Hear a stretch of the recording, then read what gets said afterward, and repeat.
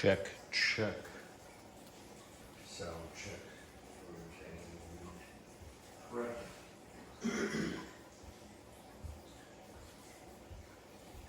No idea why I'm doing this, besides the fact for the first time in like, I don't know, 6 months, I've had nothing else better to do. Nothing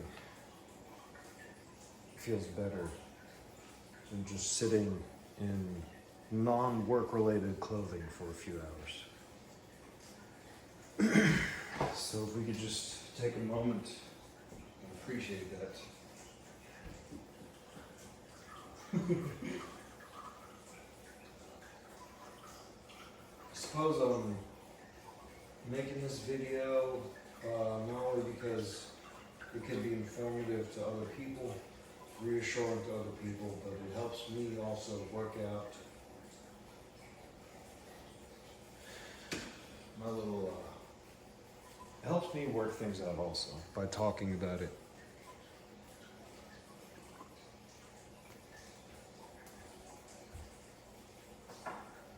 By talking,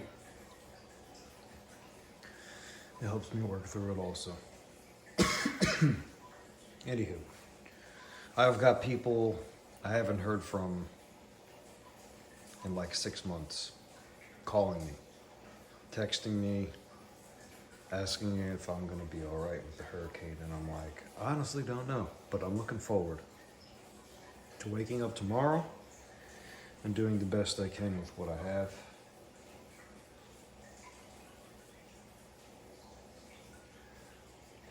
And still being useful. But I have worked for pretty much disaster response the last 3 years of hurricanes here in Florida. We have driven directly through the storm to ground zero. I think I don't know, I want to say it was Hurricane Ian, but it was a really bad hurricane. Not as bad as this one, obviously. They're saying that this is like top in the charts. This is record breaking. But there was one year, I want to say it was Hurricane Ian, hit like Fort Myers area, Punta Gorda. We were out there pulling people out of ditches, tarping roofs, getting trees off of people's rafters and whatnot. And it was a very, very good, life-changing learning experience for me because I learned a lot. The power was out, like gas pumps were down for, I want to say it was a little over 5 days. Excuse me. A little over 5 days. I was sleeping in a trailer, which is nothing difficult for me because I've lived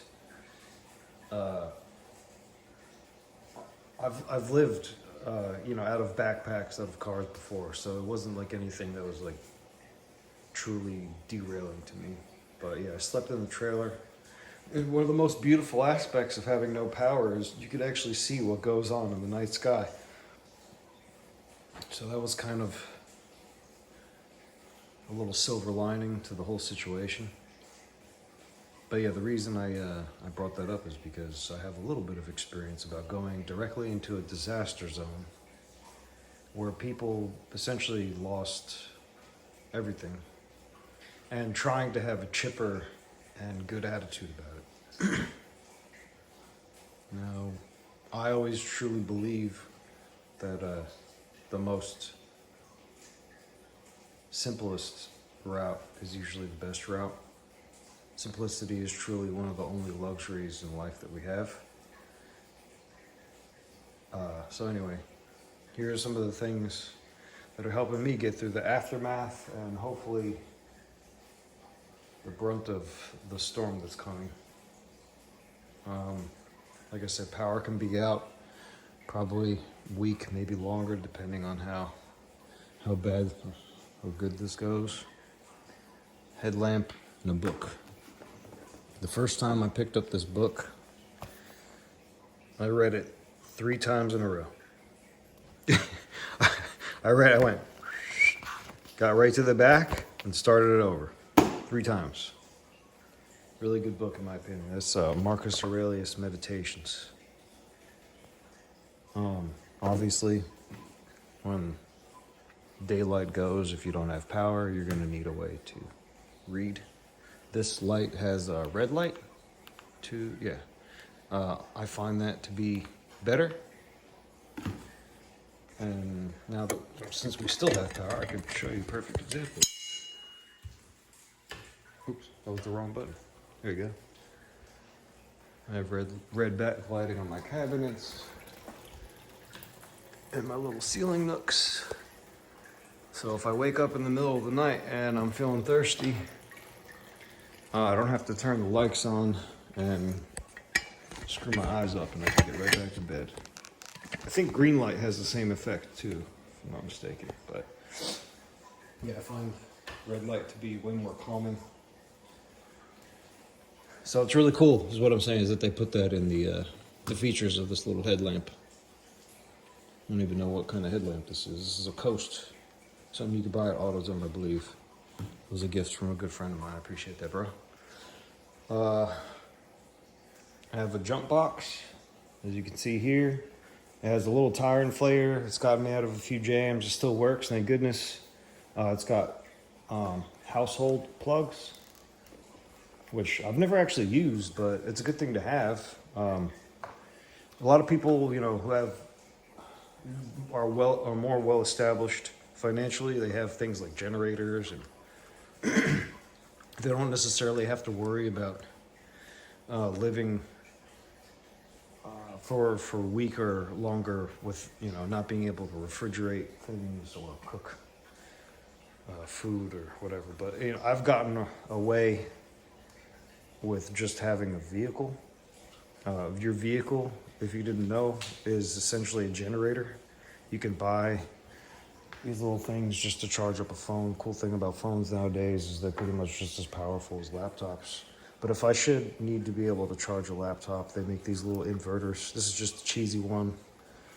You just plug it into your cigarette lighter, and yeah, probably wouldn't want to be powering something for too long. But in the pinch, if you need to charge something on the go and there's no power on the grid, you could start up your car.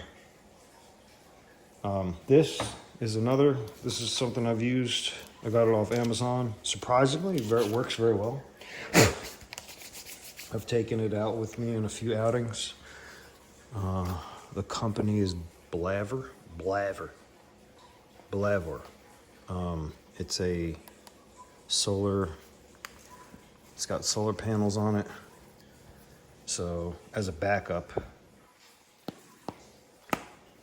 for whatever reason, if my truck doesn't work and I still need to charge my cell phone, this will be ideal.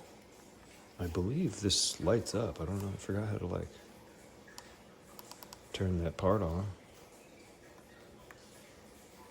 WTF, mate. Well, anyway, I'm pretty sure this thing lights up, or it's supposed to light up. And there's a little light here, which I don't know. Hey, how about you read the directions there, guy? Maybe that's why I kept it with it. Yeah, outdoor LED light. Bam, look at that. I don't know how to turn it on. There's a compass on there too, which is pretty nifty if you're using it to backpack. But yeah, I got this to charge stuff, and that's pretty much it. And I've had it for a few years. It's been a really good companion. It's a little heavy, but anyway, just on the subject of power, in a situation where, you know, grid's down, whatever. My kitchen has an electric stove, so that's not going to do me any good. But in my camping days, I've acquired a little propane burner. If I have to, just pop open a can of soup. And, you know, you can eat that stuff cold, which I've done.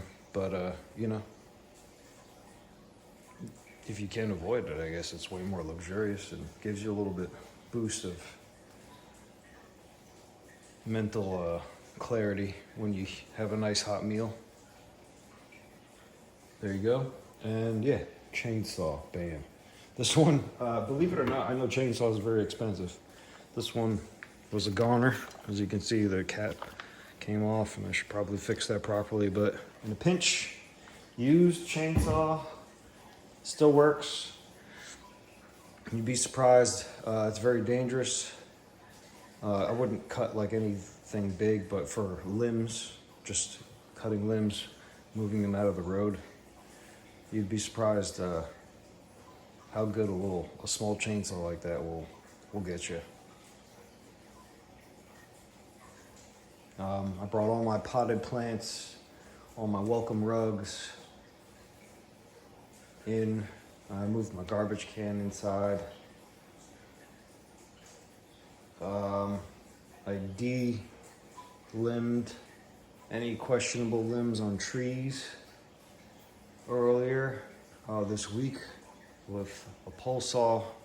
When we heard the news, I got a bunch of snacks earlier today. I feasted everything that was in my refrigerator that was perishable, was cooked, as not to waste any money.